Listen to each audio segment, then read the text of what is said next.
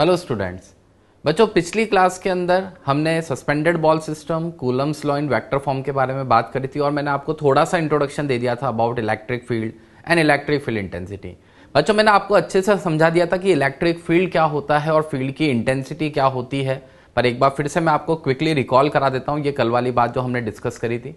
सबसे पहले बच्चों मैंने आपको समझाया था इलेक्ट्रिक फील्ड किसको कहा जाता है। तो मैंने कहा था space around a charge up to where its electrical effect can be observed is called electric field. फिर मैंने आपको ये भी बताया था कि दरअसल हमें फील्ड से मतलब नहीं होता है, हम पे जो चीज इफेक्ट डालती है वो है फील्ड की इंटेंसिटी। फील्ड की इंटेंसिटी का मतलब क्या है? इलेक्ट्रिक फील्ड के किसी पॉइंट पर सोर्स चार्ज के फील्ड का कितना असर है उसको मेजर करते ही है फील्ड की इंटेंसिटी। तो बच्चों उसके लिए आपने देखा था एक सोर्स चार्ज था, उसके चारों तरफ उसका इलेक्ट्रिक फील्ड हमने इस तरह से शो किया। आर डिस्टेंस पर किसी पॉइंट पी पर एक टेस्ट चार्ज रखकर हमने टेस्ट चार्ज का force per unit charge calculate किया था और टेस्ट चार्ज का जो फोर्स पर यूनिट चार्ज निकल के आया था वो कितना निकल के आया था बच्चों? आपका KQ/R² के बराबर। इसी को हमने इलेक्ट्रिक फील्ड इंटेंसिटी कहा था, फोर्स पर यूनिट चार्ज। और आपको साथ में मैंने दो अजम्पशंस भी बता दिए थे कि एक तो टेस्ट चार्ज जो है वो आपका हमेशा पॉजिटिव लिया जाता है और दूसरी बात आपको बता दी थी कि इसका मैग्नीट्यूड बहुत छोटा होना चाहिए, इनफाइनाइटेसिमली स्मॉल होना चाहिए। बच्चों, इलेक्ट्रिक फील्ड इंटेंसिटी का फॉर्मूला हमारे पास आ चुका है। E यहां से इनवर्सली प्रोपोर्शनल R² आपको नजर आ रहा है, साथ में इसका वेक्टर फॉर्म भी मैंने आपको इस तरह से लिखकर समझा दिया था। अब आगे आज इसी के बारे में बात करते हैं बच्चों। फॉर्मूला आपको अच्छे से याद रखना है, इलेक्ट्रिक फील्ड इंटेंसिटी KQ/R²। आगे की बात यह है, सबसे पहला पॉइंट नोट का, electric field intensity is a vector quantity. बच्चों वेक्टर क्वांटिटी है और इसीलिए सुपरपोजिशन रूल को फॉलो करेगी। What is superposition rule? मैं आपको पहले बता चुका हूं। किसी एक पॉइंट पर, वही दो स्टेटमेंट्स यहां होंगे, किसी पॉइंट पर एक चार्ज के कारण जो इलेक्ट्रिक फील्ड क्रिएट होता है that is independent of presence of any other charge near by. और दूसरी बात यह है कि अगर आपको किसी पॉइंट पर, बच्चों ध्यान रखिएगा, इलेक्ट्रिक फील्ड इंटेंसिटी किसी पॉइंट पर निकाली जाती है, किसी चार्ज पर नहीं। चार्ज पर आप फोर्स निकालते हैं, पॉइंट पर आप इलेक्ट्रिक फील्ड इंटेंसिटी का कैलकुलेशन करते हैं। तो किसी पॉइंट पर अगर आपको नेट इलेक्ट्रिक फील्ड इंटेंसिटी निकालनी है तो आपको वहां पर जितनी भी इलेक्ट्रिक फील्ड इंटेंसिटी है उनका वेक्टर सम करके आपको नेट इलेक्ट्रिक फील्ड इंटेंसिटी का कैलकुलेशन करना है। दूसरी बात बच्चों, यूनिट के लिए ही हमने फोर्स पर यूनिट चार्ज वाली बात यहां लिखी थी। अगर आप यहां से देखेंगे यूनिट की अगर बात करी जाए तो अगर ये फोर्स पर यूनिट चार्ज है तो force is Newton and charge is coulomb. तो न्यूटन पर कूलम यहां से निकल के आती है। बच्चों कई बुक्स के अंदर डेफिनेशन इस तरह से भी दिया जाता है कि जो force experienced per unit test charge होता है तो उसके अंदर क्या करते हैं, इस Q0 की वैल्यू क्या रख देते हैं? 1 यूनिट के बराबर। ऑब्वियस सी बात है बच्चों, अगर आप Q0 को 1 रखेंगे तो भी आपके पास वही KQ/R² इलेक्ट्रिक फील्ड इंटेंसिटी आ जाएगी न्यूमेरिकली, मगर फिर आप ये यूनिट यहां से इंटरप्रेट नहीं कर पाते। मगर अभी हम क्लियरली यूनिट इंटरप्रेट कर पा रहे हैं। अगर force, value of force per unit test charge अगर हम निकाल रहे हैं तो इससे यहां इसकी यूनिट क्या निकल के आ रही है? न्यूटन पर कूलम। तो बच्चों एक तो यूनिट होती है न्यूटन पर कूलम। एक और यूनिट के लिए मैं आगे की बात आपको बता देता हूं, जब आप आगे पोटेंशियल डिफरेंस पढ़ेंगे वहां आपको एक फॉर्मूला बताया जाएगा V = ED। V potential difference होता है वोल्ट में, D वहां दो पॉइंट्स के बीच का डिस्टेंस होता है। तो बच्चों यहीं से आप देख पाएंगे इलेक्ट्रिक फील्ड को अपन क्या लिख सकते हैं, और V/D यानी यूनिट क्या हो जाएगी? वोल्ट पर मीटर। तो ये यूनिट से थोड़ा सा इसका हमें ध्यान रखना है। तीसरी बात बच्चों, इलेक्ट्रिक फील्ड इंटेंसिटी भी मीडियम पे डिपेंड करेगी।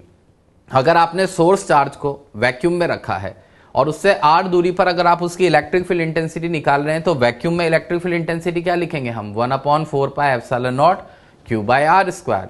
लेकिन अगर मान लीजिए सोर्स चार्ज का सराउंडिंग मीडियम कोई डाइलेक्ट्रिक है तो उसी सोर्स चार्ज से वही डिस्टेंस r पर किसी पॉइंट P पर इलेक्ट्रिक फील्ड इंटेंसिटी अब आप क्या लिखोगे? 1/4πε0 कैपिटल KQ/R²। आप समझ गए होंगे, यहां एप्सिलॉन की जगह ε0 εr आ जाता है, εr की जगह हमने कैपिटल K लिख दिया है। बच्चों अगर इन दोनों को कंपेयर किया जाए तो आप देख पा रहे होंगे कि ये जो बाकी का लिखा हुआ टर्म है ये E0 बन रहा है। E मीडियम बराबर क्या निकल के आ गया है? E0/K। यानी कुल मिला के अगर किसी पॉइंट चार्ज से एक पर्टिकुलर डिस्टेंस r पर वैक्यूम में अगर आपको इलेक्ट्रिक फील्ड E0 मिल रहा है तो अगर आप सराउंडिंग मीडियम डाइलेक्ट्रिक कर देंगे तो इलेक्ट्रिक फील्ड इंटेंसिटी की वैल्यू वहां पर रिड्यूस कर जाएगी। कितनी रह जाएगी? E0/K। बच्चों रिड्यूस क्यों कर रही है उसके बारे में बता देता हूं। डाइलेक्ट्रिक कांस्टेंट पहले भी बताया मैंने, ऑलवेज ग्रेटर देन 1 होता है किसी जनरल मीडियम के लिए अगर बात करी जाए, और इसीलिए आपका E मीडियम हमेशा E0 से कम होगा। इक्वल होता है जस्ट फॉर एयर या वैक्यूम, पर अगर किसी और डाइलेक्ट्रिक मीडियम की बात करी जाए तो K की वैल्यू हमेशा ग्रेटर देन 1 है और उसमें इलेक्ट्रिक फील्ड इंटेंसिटी हमेशा आपको ई नॉट से कम मिलेगी। इसका मतलब किसी गिवन चार्ज से r डिस्टेंस पर अगर आपको मैक्सिमम इलेक्ट्रिक फील्ड की इंटेंसिटी पानी है तो सराउंडिंग मीडियम क्या रखिए, वैक्यूम या एयर। डाइलेक्ट्रिक मीडियम लेकर आएंगे तो वो इलेक्ट्रिक फील्ड के असर को कम कर देता है और इसीलिए वहां इफेक्टिव फील्ड की इंटेंसिटी रिड्यूस कर जाती है। बच्चों अगली बात बहुत ध्यान से, हालांकि न्यूट्रल पॉइंट में मैं ये आपको समझा चुका हूं लेकिन स्टिल मैं आपको दोबारा से बता देता हूं। भाई अगर मान लीजिए एक पॉजिटिव सोर्स चार्ज है, प्लस क्यू एक पॉजिटिव सोर्स चार्ज है और इससे r डिस्टेंस पर किसी पॉइंट P पर अगर हम इलेक्ट्रिक फील्ड की इंटेंसिटी देखें तो बच्चों मैग्नीट्यूड में यहां इलेक्ट्रिक फील्ड की इंटेंसिटी कितनी होगी, वही KQ/r² के बराबर। सोर्स चार्ज का मैग्नीट्यूड ऊपर आएगा KQ और डिस्टेंस नीचे r², इस तरह से आपको लिखना है। रही बात डायरेक्शन की, तो हालांकि मैं आपको पहले बता चुका हूं पॉजिटिव पॉइंट चार्ज का इलेक्ट्रिक फील्ड कैसे होता है, away from charge. Positive point charge का electric field away from charge होगा, यानी चार्ज को पॉइंट P से मिलाने वाली लाइन पर आपको अवे फ्रॉम चार्ज दिखाना है। बच्चों इस अवे फ्रॉम चार्ज को ही रेडियली आउटवर्ड डायरेक्शन कहा जाता है। रेडियली आउटवर्ड कैसे, आपको याद करिए, पिछले टर्न पे आपने इस तरह से सोर्स चार्ज यहां दिखाया था और ये इस तरह से मान लीजिए आप r डिस्टेंस पर यहां किसी पॉइंट P पर इलेक्ट्रिक फील्ड इंटेंसिटी ऐसे दिखा रहे हैं। तो बच्चों ये जो डायरेक्शन दिख रही है आपको, क्या हम इसी को रेडियली आउटवर्ड डायरेक्शन कह सकते हैं? जवाब है हाँ, क्योंकि ये सिर्फ इधर ही नहीं है। आप समझ पा रहे होंगे, अगर यहां पर पॉइंट होगा तो ये इलेक्ट्रिक फील्ड इंटेंसिटी ऐसे इधर होगी, यहां पर ऐसे होगी, यहां ऐसे होगी, यहां ऐसे होगी। आप यहां कहीं पर भी इस पॉइंट पर देख लीजिए, इलेक्ट्रिक फील्ड इंटेंसिटी की डायरेक्शन क्या निकल के आ रही है, रेडियली आउटवर्ड। तो बच्चों अब एक और बात सुनना, मैंने आपसे पहले भी कहा था कि जब भी हम वेक्टर इक्वेशन इस्तेमाल करते हैं तो चार्ज को साइन के साथ लेते हैं। अब मान लीजिए मैं वेक्टर फॉर्म में अगर चार्ज के वैल्यू रख रहा हूं तो पॉजिटिव चार्ज रखने पर प्लस r² डायरेक्शन पे कोई असर नहीं पड़ेगा। तो आपका इलेक्ट्रिक फील्ड इंटेंसिटी वही रहेगा KQ/r²। डायरेक्शन क्या रहेगी, प्लस r², जिसका मतलब क्या है, रेडियली आउटवर्ड डायरेक्शन, जिसका मतलब होगा अवे फ्रॉम चार्ज। पर बच्चों मान लीजिए नेगेटिव पॉइंट चार्ज अगर हुआ, ये देखिए मान लीजिए यहाँ नेगेटिव पॉइंट चार्ज हम ले लेते हैं, -Q ही, इस तरह से मैं इसको यहाँ दिखा देता हूँ। अब अगर इसके कारण किसी r डिस्टेंस पर पॉइंट P पर मैं इलेक्ट्रिक फील्ड निकालता हूँ तो क्या होगा इलेक्ट्रिक फील्ड बच्चों। अब मुझे चार्ज को विद साइन लेना है तो -KQ/r², माइनस को r² पे शिफ्ट कर देंगे तो यहां से ये बन जाएगा KQ/r² - r²। इसका मतलब मैग्नीट्यूड में तो पॉइंट P पर इलेक्ट्रिक फील्ड सेम रहेगा, मैग्नीट्यूड पे कोई असर नहीं पड़ेगा। मैग्नीट्यूड अभी भी आपका कितना निकल के आ रहा है, वही KQ/r², पर डायरेक्शन क्या हो जाएगी, रेडियली इनवर्ड। रेडियली इनवर्ड का मतलब क्या है बच्चों, टुवर्ड्स द चार्ज। ये बात भी मैंने आपको पहले बताई थी। तो अगर मान लीजिए इसी तरह से यहां पर अगर नेगेटिव पॉइंट चार्ज हुआ तो ऐसे में अगर आप कहीं पर भी पॉइंट P पर इस तरह से देखेंगे तो इलेक्ट्रिक फील्ड इंटेंसिटी किधर की तरफ डायरेक्टेड हो जाएगी, इस तरह से टुवर्ड्स द चार्ज। ये चीज यहां पर हम इस तरह से दिखा सकते हैं, इस तरह से towards the charge electric field intensity आपकी डायरेक्टेड हो जाएगी। इसी को रेडियली इनवर्ड डायरेक्शन कहा जा रहा है। आगे जाके आप फील्ड लाइन से भी इसको रिलेट कर पाएंगे। पॉजिटिव पॉइंट चार्ज की फील्ड लाइंस इस तरह से अवे फ्रॉम चार्ज आती है, नेगेटिव की फील्ड लाइंस आकर उस पर टर्मिनेट करती है। उसके बेसिस पे हम इलेक्ट्रिक फील्ड की डायरेक्शन समझ सकते हैं। बच्चों ये पूरी बात हम न्यूट्रल पॉइंट में पहले डिस्कस कर चुके हैं, वही चीज आपको दोबारा से एक बार फिर से बेसिक से बताइए।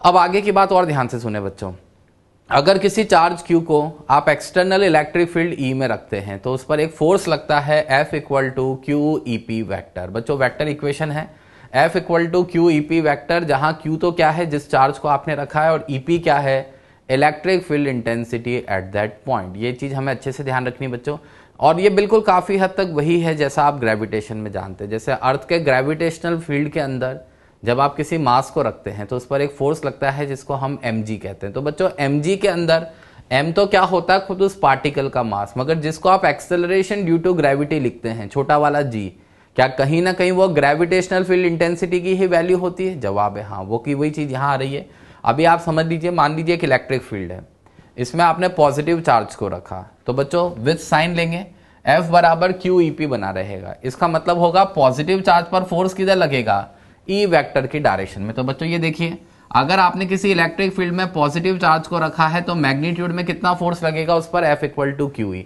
और डायरेक्शन क्या होगी, अलोंग द इलेक्ट्रिक फील्ड। पर बच्चों अगर यहीं पर आप नेगेटिव चार्ज रखेंगे तो आपको इस इक्वेशन में चार्ज को विद साइन लेना पड़ेगा। वेक्टर इक्वेशन है तो चार्ज को विद साइन लेंगे। F vector = -QEP vector. तो बच्चों वो माइनस का साइन मुझे ये बताएगा कि नेगेटिव चार्ज पर फोर्स जो है इलेक्ट्रिक फील्ड से ऑपोजिट डायरेक्शन में लगती है। यानी अगर यहीं पर आप एक नेगेटिव चार्ज रखेंगे तो उस पर फोर्स मैग्नीट्यूड में तो अभी भी कितना लगेगा, F equal to Q E, मगर डायरेक्शन क्या होगी, opposite to the direction of electric field. तो बच्चों सिंपल बात ध्यान रखनी है, किसी एक्सटर्नल इलेक्ट्रिक फील्ड में रखे जाने पर पॉजिटिव चार्ज पर फोर्स लगती है in the direction of electric field, negative charge पर फोर्स लगती है in the direction opposite to electric field. अब एक बहुत बड़ी बात मैं बोल रहा हूं बच्चों, ध्यान से सुनिएगा। हर पॉइंट चार्ज अपने आसपास इलेक्ट्रिक फील्ड बनाता है, हर पॉइंट चार्ज अपने आसपास इलेक्ट्रिक फील्ड बनाता है, पर खुद के इलेक्ट्रिक फील्ड के कारण कभी भी खुद पर फोर्स नहीं लगता है। बच्चों वही बात है जैसे हर एक मासिव पार्टिकल अपने आसपास ग्रेविटेशनल फील्ड बनाता है, पर खुद के ग्रेविटेशनल फील्ड के कारण खुद पर फोर्स थोड़ी लगता है। अर्थ के ग्रेविटेशनल फील्ड के कारण खुद अर्थ पे थोड़ी फोर्स लगता है, उसके ग्रेविटेशनल फील्ड में किसी दूसरे मास पर फोर्स लगता है। तो वैसे आपको ध्यान रखना है कि खुद के इलेक्ट्रिक फील्ड के कारण खुद पे फोर्स नहीं लगता, पर एक चार्ज के इलेक्ट्रिक फील्ड में दूसरे चार्ज पर फोर्स लग सकता है, और वही फोर्स क्या है, F equal to Q E. ध्यान रखना है ये E एक्सटर्नल इलेक्ट्रिक फील्ड है, खुद आपके पॉइंट चार्ज के द्वारा प्रोड्यूस इलेक्ट्रिक फील्ड नहीं है। अब मैं इस बात को यहां समझाता हूं आपको। बच्चों मैंने बहुत पहले आपको कूलम्स लॉ में एक बात बोली थी कि कूलम्स लॉ का रूट कॉज जो है, या कूलम्बिक फोर्स का जो रूट कॉज है, वो कहीं ना कहीं इलेक्ट्रिक फील्ड इंटेंसिटी ही होती है। अब आप देख पाएंगे, मान लीजिए दो चार्जेस आपने आर सेपरेशन पर इस तरह से रखे हैं Q1 Q2। मान लीजिए मुझे Q1 पर लगने वाला फोर्स बताना है। Q1 का फोर्स बच्चों हमने क्या बोला था, F12। अब F12 Q1 पे फोर्स बताना है, तो Q1 पर किसके इलेक्ट्रिक फील्ड के कारण फोर्स लगेगा, Q2 के इलेक्ट्रिक फील्ड के कारण।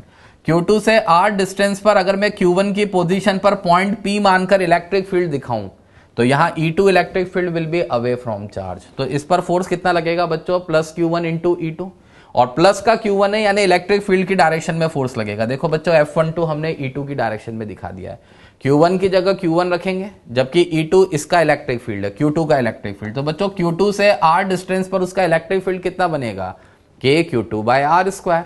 और यहां से आप देख पा रहे होंगे F12 का मैग्नीट्यूड क्या निकल के आ गया बच्चों, KQ1 Q2 bye R square. Direction निकल के आ गई है in the direction of electric field E2। तो आप खुद सोचिए, अगर मैं कूलम फोर्स निकालता सीधे सीधे, तो भी क्या ये फोर्स यही KQ1 Q2 bye R square आती?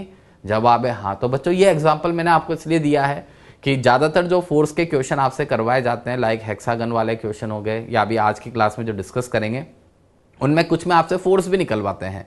तो आप फोर्स निकालने के लिए चाहें तो इलेक्ट्रिक फील्ड निकालकर उसकी मदद से बाद में भी फोर्स निकाल सकते हैं। जैसे कई बार क्वेश्चन होता है सेंटर पर रखे चार्ज पर फोर्स बताइए, तो आप क्या करें, सेंटर पर पहले इलेक्ट्रिक फील्ड निकाल लीजिए, F equal to Q E लगा दीजिए, तो आपको फोर्स भी मिल जाएगा। तो ये चीजें आज की क्लास में डिस्कस होगी बच्चों, बाकी ये बेसिक पॉइंट हमें थोड़े से यहाँ पर ध्यान में रखने हैं।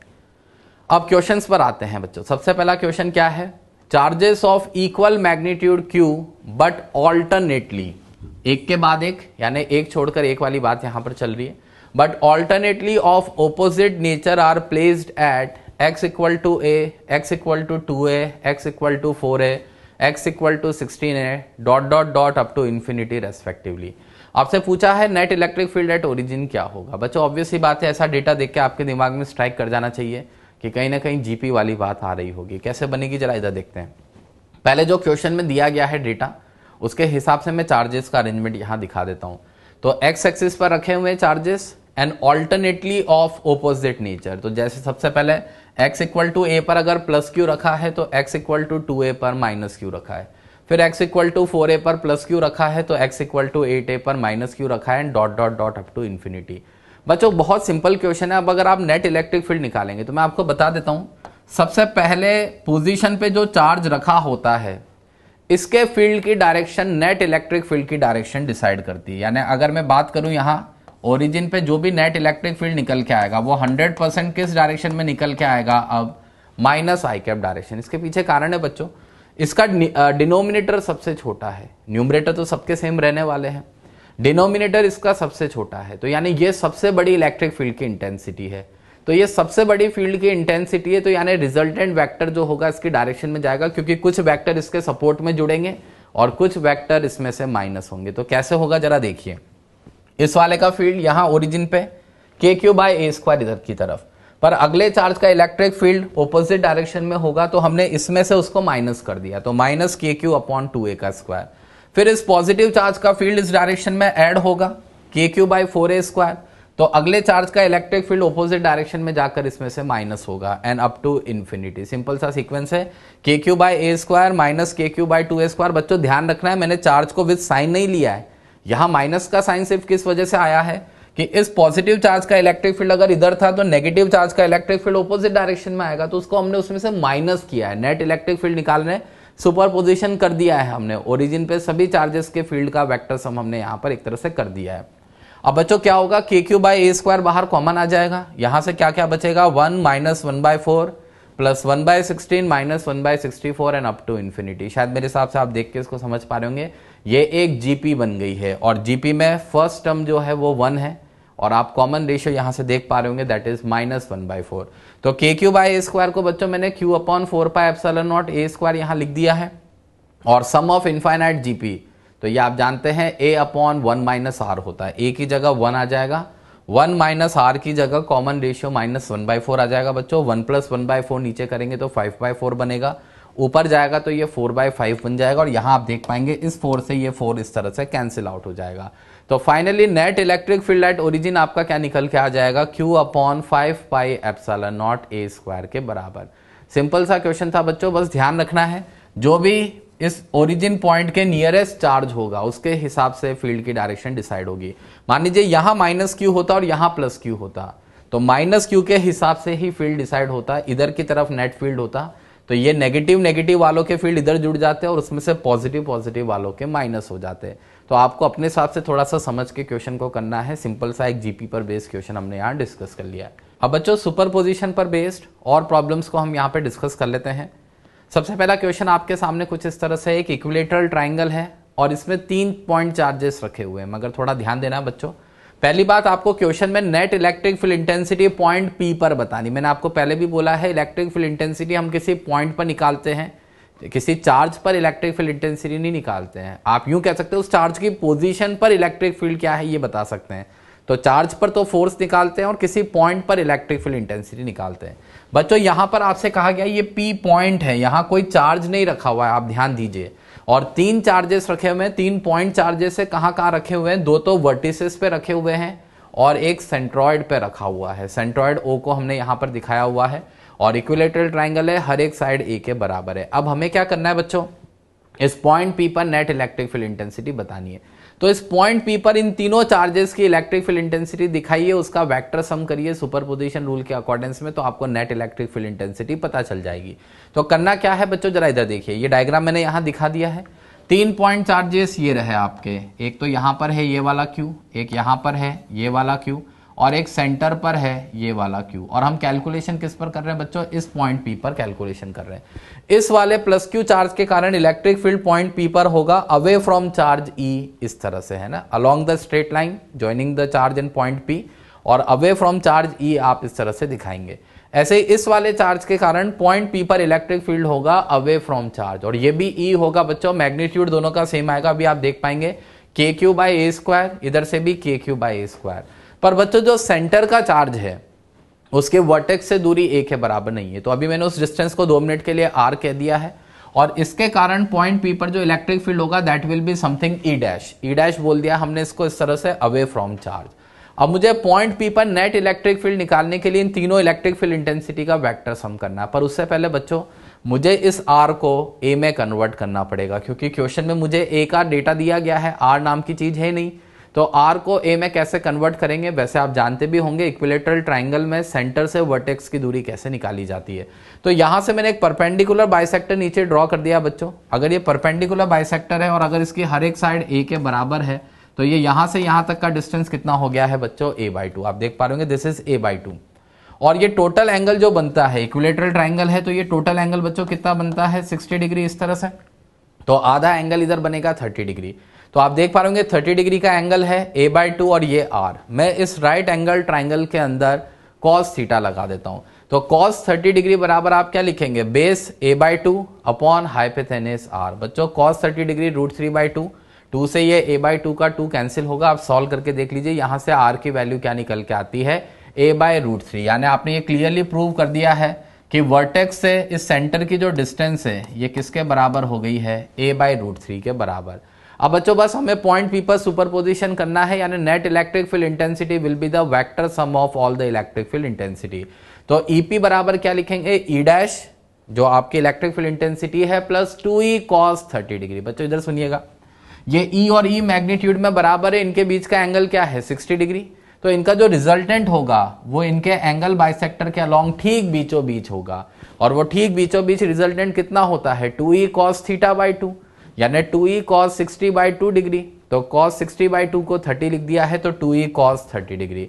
बच्चों cos 30 √3 बाई 2, 2 से 2 कट जाएगा, तो EP बराबर क्या आ गया है E डैश प्लस √3e। बच्चों E डैश की वैल्यू, E डैश आपने सेंटर के चार्ज के कारण इलेक्ट्रिक फील्ड को कहा है, that will be KQ by R square. R की जगह A बाय √3 रखेंगे बच्चों, और इसी तरह से √3e, E आपने साइड वाले चार्जेस के इलेक्ट्रिक फील्ड को कहा है, तो ये साइड वाले चार्जेस का इलेक्ट्रिक फील्ड E कितना होगा KQ बाय A स्क्वायर। बच्चों KQ बाय A स्क्वायर बाहर कॉमन आ जाएगा, √3 का स्क्वायर ऊपर जाकर 3 बन जाएगा, और यहां से √3 बचेगा। तो final electric field intensity point P पर कितनी आ गई है बच्चों, KQ by A square bracket 3 plus √3 के बराबर। सिंपल सा अप्रोच है, आपने देखा, बस थोड़ा सा ध्यान रखना, इलेक्ट्रिक फील्ड इंटेंसिटी किसी पॉइंट पर निकाली जाती है, तो इस तरह से हमने इलेक्ट्रिक फील्ड इंटेंसिटी यहां निकाली है। बच्चों एक और एग्जांपल लेते हैं ताकि आपको और अच्छे से क्लियर हो जाए बात। अब एक स्क्वायर का केस ले लेते हैं। एक स्क्वायर है, इसके 3 वर्टिसेस पर इक्वल पॉइंट चार्जेस रखे हुए हैं Q, मगर चौथे वर्टेक्स पर चार्ज नहीं है। चौथे वर्टेक्स पॉइंट P को कहा जा रहा है, इस पॉइंट P पर हमें इलेक्ट्रिक फील्ड इंटेंसिटी निकालनी है। सेम अप्रोच करेंगे बच्चों, ये देखिए इस Q के कारण इलेक्ट्रिक फील्ड E इधर की तरफ होगा अवे फ्रॉम चार्ज, इस Q के कारण एक electric field away from charge E इधर की तरफ होगा, इन दोनों का इलेक्ट्रिक फील्ड मैग्नीट्यूड में बराबर होगा KQ बाय स्क्वायर। पर जो डायगनली ऑपोजिट वाला है उसके कारण इलेक्ट्रिक फील्ड क्या होगा E डैश, क्योंकि ये डिस्टेंस अलग है, आप समझ पा रहे होंगे, ये डिस्टेंस यहाँ √2a हो जाएगी। बच्चों E और E के बीच में टोटल एंगल 90 डिग्री है, तो इनका जो रिजल्टेंट होगा वो कितना आएगा √2e के बराबर, और वो E डैश के साथ 0 डिग्री का एंगल बना रहा होगा। फाइनली अगर आप पॉइंट P पर नेट इलेक्ट्रिक फील्ड लिखेंगे तो क्या लिखेंगे, E dash plus √2e। E dash किसको बोला है हमने, डायगनली ऑपोजिट वाले चार्ज के इलेक्ट्रिक फील्ड को, तो KQ अपॉन √2a का whole square plus √2e। E किसको बोला है बच्चों हमने, साइड वाले चार्जेस के इलेक्ट्रिक फील्ड को, कितना है magnitude KQ by A square. यहां से आप देख पाएंगे KQ बाय A स्क्वायर को अगर बाहर कॉमन निकाल दिया जाए तो आपका इलेक्ट्रिक फील्ड क्या बचेगा, EP बराबर KQ by A square bracket 1/2 plus √2। तो बिल्कुल सिंपल अप्रोच है बच्चों, अब आप समझ ही पा रहे होंगे। जैसे आपने यहाँ नेट इलेक्ट्रिक फील्ड निकाल लिया है, अब आप यहाँ किसी चार्ज को अगर रखकर उस पर फोर्स निकालना चाहें तो आप F इक्वल टू QE कर सकते हैं। मैं ये कहना चाह रहा हूँ, अगर यहाँ पर एक चौथा चार्ज कैपिटल Q रखा जाए इस पॉइंट P पर, सपोज मैं ये कह देता कि अगर एक चौथा चार्ज Q यहाँ रखा जाए, बताइए उस पर फोर्स कितना लगेगा, तो उस पर फोर्स कितना लगेगा, F इक्वल टू QEP के बराबर, जहां EP क्या होगा KQ by A square bracket 1/2 plus √2। तो इसीलिए मैं कह रहा था कि आप कहीं पर भी जो फोर्स के जो क्वेश्चन किया, आपने सा क्वेश्चन किया था, स्क्वायर के चारों वर्टिसेस पे चार्ज रखे थे और आपने किसी एक वर्टेक्स पे रखे चार्ज पर फोर्स निकाला था, तो आप देख सकते हैं वहां से जो फोर्स निकल के आया था और यहां से जो फोर्स निकल के आएगा, दोनों एक्सप्रेशन बिल्कुल सेम होंगे। चलो बच्चों, सुपरपोजिशन हमने यहां तक समझ लिया है। अब मैं आपको इलेक्ट्रिक फील्ड पर बेस्ड बहुत ही कंसेप्चुअल क्वेश्चंस जो है, स्पेशल प्रोफाइल्स जो है, उनका यहां डिस्कशन करके बता देता हूं। बच्चों सबसे पहले इलेक्ट्रिक फील्ड इंटेंसिटी में जो सबसे ज्यादा पॉपुलर टाइप का क्वेश्चन होता है, that is hexagon problem. Hexagon problem क्या है जरा सुनिएगा। 5 पॉइंट चार्जेस, 5 ही पॉइंट चार्जेस है, 6 भी हो सकते हैं, सारे के सारे, ऐसी कोई दिक्कत नहीं है। 5 point charges are placed at vertices of a regular hexagon of side A as shown in figure. आपको क्या फाइंड करना है, net electric field at centre O। आपको क्या फाइंड करना है, force on electron placed at centre O। बच्चों इस डायग्राम को ध्यान से देख लीजिए, 5 चार्जेस है, 1 2 3 4 और ये 5, सेंटर पर आपको इलेक्ट्रिक फील्ड बताना है पहले पार्ट में। ठीक है, छठे पर चार्ज हो भी सकता था, पर अभी इस क्वेश्चन में नहीं है, तो नहीं है, कोई दिक्कत नहीं है, हमें 5 चार्जेस के साथ ही फोर्स निकालना है। अब बच्चों सबसे पहली बात सुनिए, ये मैंने दिखा दिया, हेक्सागन को नाम दे दिया है ABCDEF, चार्जेस जैसे रखे हुए हैं, ये देख लीजिए, +5Q -Q +Q +3Q +Q, ये चीज यहां रख दी है, +5Q -Q +KQ +K 3Q and +KQ। ए वाले पर कोई चार्ज नहीं है, उसको खाली छोड़ दिया है।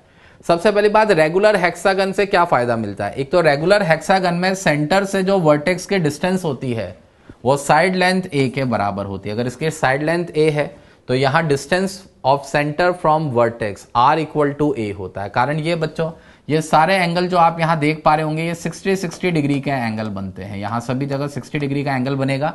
तो एक तरह से ये 6 इक्विलेटरल ट्राइंगल बनते हैं, ए का एक इक्विलेटरल ट्राइंगल इधर, ऐसे 6 इक्विलेटरल ट्राइंगल बनते हैं। और इससे ये फायदा मिलता है बच्चों, इसमें जो इलेक्ट्रिक फील्ड इंटेंसिटी आती है, आमने सामने के चार्जेस की फील्ड इंटेंसिटी एक दूसरे से 180 डिग्री के एंगल पर आती है, तो हमारे लिए रिजल्टेंट करना थोड़ा सा आसान हो जाता है। अब बहुत ध्यान से देखिएगा इलेक्ट्रिक फील्ड इंटेंसिटी इसकी कैसे दिखाई जाएगी। ये देखो बच्चों, सबसे पहले बी वाले पॉइंट पर रखे हुए +5Q चार्ज की इलेक्ट्रिक फील्ड इंटेंसिटी अगर मैं सेंटर ओ पे दिखाऊं, तो बच्चों सेंटर ओ पर इसका इलेक्ट्रिक फील्ड होगा अवे फ्रॉम चार्ज, मैग्नीट्यूड होगा 5KQ/r² और r की जगह क्या रखेंगे a, क्योंकि अभी अभी मैंने आपको बताया वर्टेक्स की सेंटर से डिस्टेंस कितनी है, r बराबर a के बराबर, तो वही चीज रख दी है। +5Q का electric field away from charge 5KQ/a²। तो बच्चों ऐसे देखिए, इस +3Q के कारण सेंटर ओ पर जो इलेक्ट्रिक फील्ड होगा that will B 3KQ/a² and again away from charge. ये मैंने दोनों चार्जेस के इलेक्ट्रिक फील्ड इधर दिखा दिए। अब और ध्यान से देखिए इधर, इस +Q के कारण सेंटर पर इलेक्ट्रिक फील्ड होगा KQ/a² अवे फ्रॉम चार्ज। मगर बच्चों सुनिएगा, इस नेगेटिव चार्ज के कारण सेंटर पर इलेक्ट्रिक फील्ड होगा मैग्नीट्यूड में KQ/a² but towards the charge. तो बच्चों इसका KQ/a² अवे फ्रॉम चार्ज और उसका KQ/a² टुवर्ड्स द चार्ज, दोनों सेम डायरेक्शन में जुड़ जाएंगे, तो यहां इन दोनों का मिलाकर इलेक्ट्रिक फील्ड कितना हो गया है 2KQ/a²। और बच्चों इस +Q चार्ज के कारण इस सेंटर पर इलेक्ट्रिक फील्ड होगा अवे फ्रॉम चार्ज KQ/a² इधर की तरफ। पांचों चार्जेस के इलेक्ट्रिक फील्ड दिखा दिए, इन दोनों के इलेक्ट्रिक फील्ड ये दिखा दिए हैं, इन दोनों के रिजल्टेंट भी कर दिया मैंने 0 डिग्री एंगल पर, और एक इसका इलेक्ट्रिक फील्ड यहां दिखा दिया। बच्चों आप इधर देखिए, ये 60 ये 60, तो यही दिख रहा होगा आपको, इन दोनों के बीच में टोटल एंगल कितना होगा 120 डिग्री। अभी इसका इस्तेमाल करेंगे। अब हमें क्या करना है, इन सभी इलेक्ट्रिक फील्ड का रिजल्टेंट करना है। बच्चों इधर ध्यान से सुनिए, 5KQ/a², 3KQ/a², इनके बीच में टोटल एंगल अगर आप समझ पाए, ये टोटल एंगल कितना होगा 180 डिग्री। तो ये दोनों एक दूसरे में से माइनस हो जाएंगे, तो दोनों माइनस होने के बाद इधर कितना बचेगा 2KQ/a² इसकी डायरेक्शन में। यहां कितना बचेगा बच्चों, इन दोनों के माइनस होने के बाद 2KQ/a² इधर की तरफ। और जैसा मैंने बताया यहां से यहां का एंगल क्या होगा 120 डिग्री। तो अब देखना फाइनल रिजल्टेंट कैसे दिखाएंगे, ये देखिए, वो +Q - Q का 2KQ/a² इधर की तरफ, 5KQ/a² - 3KQ/a² करके बचा हुआ 2KQ/a² इधर की तरफ, उस सामने वाले +Q का KQ/a² इधर की तरफ। और जैसा मैंने आपसे कहा इन दोनों के बीच में एंगल क्या बनेगा 120 डिग्री। अब बच्चों 120 डिग्री एंगल पर अगर इक्वल इलेक्ट्रिक फील्ड है, तो इनका जो रिजल्टेंट होगा वो इनके एक तो ठीक बीचों बीच आएगा ऐसे, और मैग्नीट्यूड में किसके बराबर होगा, किसी भी एक इलेक्ट्रिक फील्ड के बराबर। आप जानते होंगे 120 डिग्री एंगल पर जब हम रिजल्टेंट करते हैं इक्वल वेक्टर्स का, तो जो रिजल्टेंट आता है वो किसी एक वेक्टर के मैग्नीट्यूड के बराबर होता है, और एंगल बाइसेक्टर के अलोंग ऐसे बीचों बीच होता है। तो बच्चों जैसे ये 60 डिग्री के एंगल पर बीच में आएगा, तो अपने आप ये KQ/a² के ठीक ऑपोजिट आ जाएगा। अब आप देख पा रहे होंगे सेंटर पर दो इलेक्ट्रिक फील्ड बचे हैं, 2KQ/a² इनका रिजल्टेंट होके आया है जो, और एक KQ/a² इसके कारण, पहले वाले चार्ज के कारण था इधर की तरफ। फाइनली इन दोनों के बीच में एंगल 180 डिग्री है। तो अब आप माइनस करके देख पा रहे होंगे कि इस हेक्सागन प्रॉब्लम में फाइनली सेंटर पे हमारा इलेक्ट्रिक फील्ड कितना आ गया है, EO बराबर KQ/a², और डायरेक्शन क्या निकल के आ गई है बच्चों, अलोंग OD। जो आपके हेक्सागन में O से D की तरफ वाली डायरेक्शन है, EO वेक्टर इस तरह से लग रहा होगा, मैग्नीट्यूड KQ/a², डायरेक्शन क्या आ गई है बच्चों अलोंग OD। तो इस तरह से हमने यहाँ इलेक्ट्रिक फील्ड निकाल लिया है। बच्चों सेकंड पार्ट में आपसे कहा था कि अब आप बताइए what is the force on electron placed at centre. तो आप एक बार बताइए, सेंटर पे अभी अभी आपने देखा EO नाम का इलेक्ट्रिक फील्ड लग रहा है ऐसे अलोंग OD, और यहां अगर आप एक नेगेटिवली चार्ज इलेक्ट्रॉन को रखेंगे, तो बच्चों नेगेटिवली चार्ज इलेक्ट्रॉन पे जो फोर्स लगेगा वो लगेगा in the direction opposite to electric field, यानी इसकी फोर्स की डायरेक्शन क्या हो जाएगी अलोंग OA। मैग्नीट्यूड क्या होगा F = QE, तो Q इलेक्ट्रॉन का चार्ज लिखेंगे, इलेक्ट्रॉन के चार्ज का मैग्नीट्यूड E मैंने यहां लिख दिया है बच्चों, इलेक्ट्रिक फील्ड का मैग्नीट्यूड KQ/a² यहां रख दिया है, और डायरेक्शन तो मैंने पहले अपने इंस्पेक्शन से बता दी है अलोंग OA, ये डायरेक्शन निकल के आएगी। तो फाइनली अगर आपसे फोर्स पूछा जाए विद डायरेक्शन, तो आप क्या जवाब देंगे, फोर्स कितना लगेगा इस इलेक्ट्रॉन पर KQE/a², और डायरेक्शन क्या हो जाएगी अलोंग OA। बच्चों आप समझ पा रहे होंगे ये इलेक्ट्रॉन था इसीलिए फोर्स लगी है in the direction opposite to electric field. अगर यही प्रोटॉन रखा होता और मैं आपसे पूछता कि उस पर कितनी फोर्स लगेगी तो आपका यही आंसर क्या हो जाता, मैग्नीट्यूड तो सेम रहता KQE/A², पर डायरेक्शन क्या होता अलोंग OD, क्योंकि प्रोटॉन पॉजिटिव चार्ज होता है तो पॉजिटिव चार्ज पर फोर्स किधर लगता है, in the direction of electric field. तो अगर आप सेंटर पे प्रोटॉन रखते तो उस पर इधर फोर्स लगता, इलेक्ट्रॉन रख रहे हैं तो इधर फोर्स लग रहा है। और अगर मैं तो कह रहा हूं सेंटर पे आपने कोई +Q0 चार्ज रखा होता तो भी तो आप फोर्स बता सकते हैं। कैसे बताते, KQ/A², डायरेक्शन हो जाती है अलोंग द इलेक्ट्रिक फील्ड। तो इस तरह से हम इलेक्ट्रिक फील्ड की मदद से फोर्स को कैलकुलेट कर सकते हैं। अब बच्चों ये तो बात हुई थी हेक्सागन प्रॉब्लम की। देखो हेक्सागन प्रॉब्लम बड़ा आसान होता है क्योंकि उसमें आमने सामने के इलेक्ट्रिक फील्ड एक दूसरे से या तो 180 डिग्री एंगल पर आते हैं या कुछ इलेक्ट्रिक फील्ड 0 डिग्री पर आते हैं, रिजल्टेंट बड़ी आसानी से हो जाता है। पर अब एक स्पेशल ट्रिकी अप्रोच वाली बात आपको यहां बता रहे हैं, बहुत ध्यान से सुनिएगा इसको कहा जाता है पेंटागन प्रॉब्लम। स्टैंडर्ड प्रोफाइल है, बिल्कुल फिक्स क्वेश्चन आएगा। कैसा आएगा मैं आपको बताता हूं। एक रेगुलर पेंटागन दिखाया गया है, रेगुलर मतलब सभी साइड्स इक्वल है। 4 point charges are placed at vertices of a regular pentagon of side A as shown in figure। आपको बताना है net electric field at centre. आप देख पा रहे होंगे इसमें हमने या तो जनरली एक कोना छोड़कर 4 चार्जेस होते हैं या 5 भी हो सकते हैं, पर इसकी एक स्पेशल पहचान होती है बच्चों। इसकी पहचान ये होती है कि एक कोने को छोड़कर बाकी के चारों कोने पर बिल्कुल एक जैसे चार्ज रखे होंगे ही होंगे। यहां अलग अलग नहीं हो सकते, +2Q +5Q -3Q इस तरह के चार्जेस नहीं होंगे। 4 वर्टिसेस पर तो बिल्कुल एक जैसे चार्ज होंगे, 5वें पर या तो चार्ज होगा ही नहीं या अलग टाइप का चार्ज होगा। तो कैसे सॉल्व करते हैं इसको जरा इधर देखिए बच्चों। यहां ट्रिक क्या है अपनी, जो A वाला वर्टेक्स है, अगर आप देख पा रहे होंगे मैंने इसको नाम दे दिया इसको ABCDE इस तरह से। यहां पर कोई चार्ज नहीं है, ये देखिए A पर कोई चार्ज नहीं था, ABCDE इसको नाम दे दिया है। तो हम क्या कर रहे हैं, 0 चार्ज को +Q और +-Q के 2 पॉइंट चार्जेस से रिप्लेस कर रहे हैं। मैं अपनी बात को समझाता हूं, पहले सिस्टम आपको समझा देते हैं। यहाँ ये 4 चार्जेस जो बच्चों आपको ब्लैक कलर से यहां दिख रहे हैं, ये तो आपको पहले से दिए गए चार्जेस थे।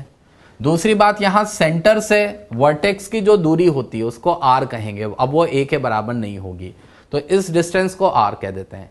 अगर आप यहां हेक्सागन प्रॉब्लम की तरह डायरेक्ट इलेक्ट्रिक फील्ड दिखाओगे तो बहुत बड़ी समस्या आ जाएगी। समस्या क्या आ रही है बच्चों, अब यहां आसपास वालों के बीच में एंगल 72 डिग्री बन रहा है, तो आपके जो भी रिजल्टेंट्स आएंगे, मतलब जो दो इलेक्ट्रिक फील्ड वेक्टर्स आएंगे वो या तो 72 डिग्री के एंगल पर होंगे या फिर 144 डिग्री के एंगल पर होंगे। तो हमारे लिए उनको रिजॉल्व कर पाना बड़ा मुश्किल हो जाता है।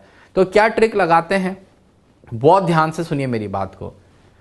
जो 5वां कोना है ऑड वन आउट, जिसका या तो चार्ज अलग है या जिस पर चार्ज ही नहीं है, उस जगह पर जाकर एक तो जो 4 कोनों पर जैसा चार्ज है, एक चार्ज तो आपको वैसा मानना ही पड़ेगा। एक तो +Q मानेंगे यहां, और एक दूसरा चार्ज ऐसा मानिए कि कंजर्वेशन ऑफ चार्ज की कोई वहां पे वायलेशन ना हो जाए। तो बच्चों यहां 0 चार्ज था, तो अगर एक चार्ज मैंने +Q माना है तो दूसरा क्या मानना पड़ेगा, -Q, ताकि नेट चार्ज क्या आ जाए, 0। तो मैंने 0 चार्ज को किससे रिप्लेस कर दिया है, 2 पॉइंट चार्जेस से, एक +Q से और एक -Q। अब बच्चों क्या करेगा, ये वाला जो +Q आपने माना है, ये बाकी के जो 4 +Q चार्जेस है सेंटर पे इनके इलेक्ट्रिक फील्ड को लेकर डूब जाएगा। आपको पता है सेंटर पर अगर इन 5 के इलेक्ट्रिक फील्ड निकाले जाए, इसको मिलाकर अगर इन 5 के इलेक्ट्रिक फील्ड सेंटर पे देखे जाएं तो वो बराबर मैग्नीट्यूड के इलेक्ट्रिक फील्ड होंगे जो एक दूसरे से बराबर एंगल पर एक्ट कर रहे होंगे। तो उन 5 का रिजल्टेंट तो क्या हो जाएगा, 0। अब ले देखे मेरे पास इफेक्टिव चार्ज कितना बचा, मेरे पास इफेक्टिव A पॉइंट पर -Q का चार्ज बचा है। तो जो भी सेंटर पे नेट इलेक्ट्रिक फील्ड होगा वो केवल इस -Q चार्ज के कारण इलेक्ट्रिक फील्ड होगा। तो बच्चों ये देखिए, इस -Q चार्ज के कारण सेंटर पर अगर इलेक्ट्रिक फील्ड निकालू डिस्टेंस R की टर्म में, तो नेगेटिव चार्ज का इलेक्ट्रिक फील्ड होगा टुवर्ड्स द चार्ज यानी अलोंग OA।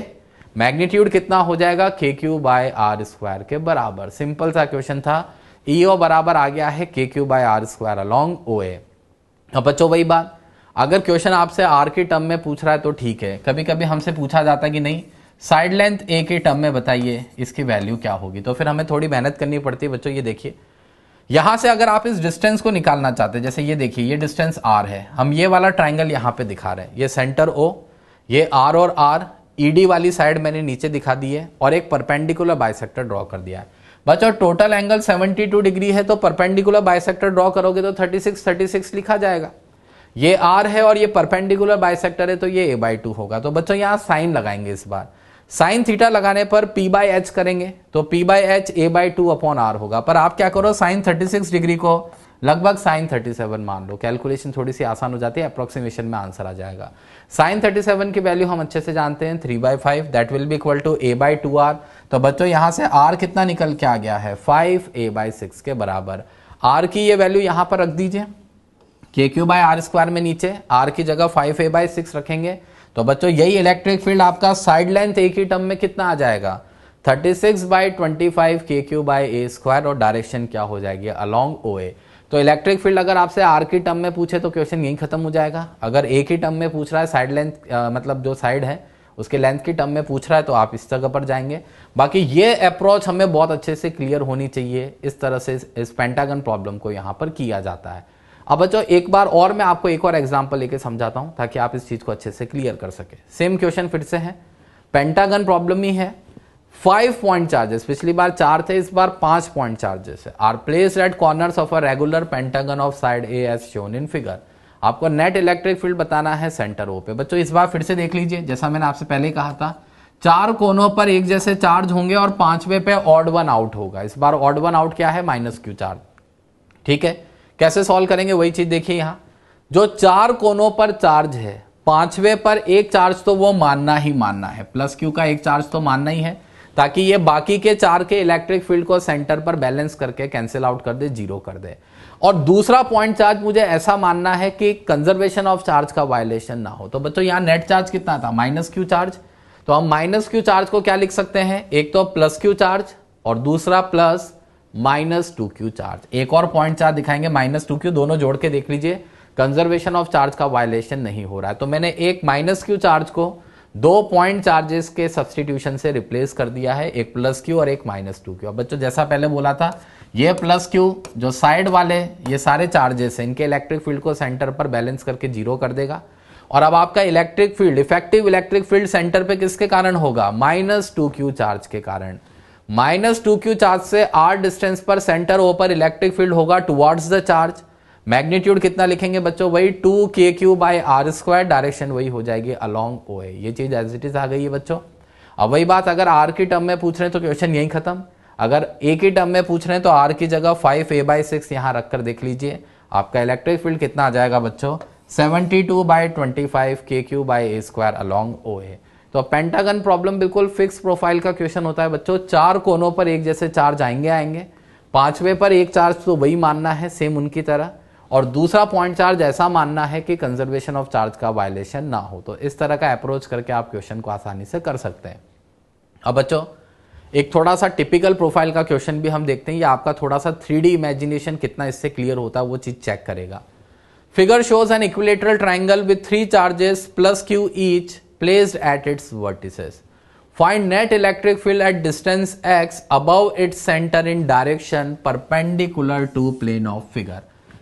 बच्चों ए आप यहां थोड़ा ध्यान दीजिएगा, वैसे हम जनरली इक्विलेटरल ट्राइंगल के अंदर ए जो है साइड लेंथ को कह रहे हैं, मगर यहां मैंने ए किसको कहा है, सेंटर से वर्टेक्स की दूरी को ए बोला हुआ है। 3 पॉइंट चार्जेस है +q, और इलेक्ट्रिक फील्ड कहां निकालना, अब इस फिगर के प्लेन में नहीं, इस बोर्ड के प्लेन से बाहर यहां किसी पॉइंट पर आपको इलेक्ट्रिक फील्ड निकालना है। सेंटर से ऊपर की तरफ एक्सिस लेना है और यहां किसी पॉइंट पर इलेक्ट्रिक फील्ड निकालना है जिसकी इससे डिस्टेंस कितनी है, x के बराबर। इस तरह की चीज है। अब कैसे करेंगे इसको, डायरेक्शन को जरा इधर ध्यान से देखिए बच्चों, थोड़ा सा ध्यान से समझना है। ये इक्विलेटरल ट्राइंगल है, ये एक अलग प्लेन है, और ये इसके सेंटर से x डिस्टेंस ऊपर मैंने पॉइंट भी यहां पर दिखा दिया है।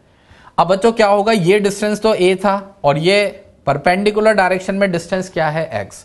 तो ये जो आपका डिस्टेंस हो जाएगा यहां से यहां का r, ये बराबर कितना होगा, √a² + x² के बराबर। ये देखिए एक वर्टेक्स के चार्ज से एक्सियल पॉइंट जो ऊपर का एक्सिस है, परपेंडिकुलर एक्सिस पॉइंट P का जो डिस्टेंस होगा डायरेक्ट वाला वो r होगा। अब बच्चों इस +q का इलेक्ट्रिक फील्ड E होगा away from charge, and if this angle is theta then this angle will be theta. अब ऐसे सोच के देखिए, जैसे ये इधर के लिए जो कहानी हो रही है, इस चार्ज से भी सेम सिमेट्री मिलेगी, तो इसके कारण भी ये डिस्टेंस तो बच्चों वही r होगा, electric field away from charge होगा, और वही थीटा थीटा एंगल बन रहे होंगे। 3D में डायग्राम है, आपको इमेजिन करना पड़ेगा। और बच्चों ये जो तीसरा वाला है, इससे भी ये डिस्टेंस r है, डायग्राम को देख के आपको बोले ना लगे मगर ये डिस्टेंस r है, और इसका भी इलेक्ट्रिक फील्ड इधर होगा, ऊपर वाले एक्सिस से थीटा एंगल बना रहा होगा, मतलब तीनों electric field theta theta angle पर होंगे, सिमेट्री इस तरह से होल्ड करेगी। अब आप इन इलेक्ट्रिक फील्ड के कंपोनेंट करिए बच्चों, इनके एक एक कंपोनेंट ई साइन थीटा आएंगे जो इस डॉटेड लाइन के परपेंडिकुलर प्लेन में होंगे, या यूं कह दीजिए ट्राइंगल के पैरेलल प्लेन में। वो तीनों ई साइन थीटा, जैसे इस ई का एक यहां दिखा देता हूं, इसका जो ई साइन थीटा कंपोनेंट ऐसे इधर आएगा, तो ऐसे तीनों इलेक्ट्रिक फील्ड के जो साइन थीटा कंपोनेंट होंगे वो एक प्लेन में होंगे, एक दूसरे से 120 डिग्री के एंगल पर होंगे। तो इन तीनों का रिजल्टेंट क्या हो जाएगा बच्चों, zero. Equal electric field intensity vector है, इक्वल एंगल पर है, तो इन ई साइन थीटा कंपोनेंट्स का रिजल्टेंट तो क्या हो गया है, जीरो।